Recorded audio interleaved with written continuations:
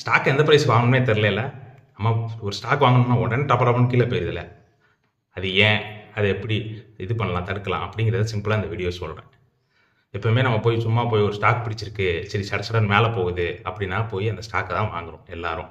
அதுதான் நம்ம பண்ணுற ஃபஸ்ட்டு தப்பு. அதுக்கு பதிலாக மார்க்கெட்டில் டெக்னிக்கலில் சப்போர்ட் அண்ட் ரெசிஸ்டன்ஸ் அப்படின்னு ஒன்று இருக்கும். இதை கீழே போகிறேன் பாருங்கள். இதில் சப்போர்ட் இருக்க அந்த இடத்துல இருந்து மார்க்கெட் மேலே போகுது, ஸ்டாக் ப்ரைஸில் மேலே போகுதுன்னு அர்த்தம். ரெசிஸ்டன்ஸ்னால் அந்த இடத்துல வந்து திரும்ப கீழே வந்தது அப்படிங்கிறது அர்த்தம்.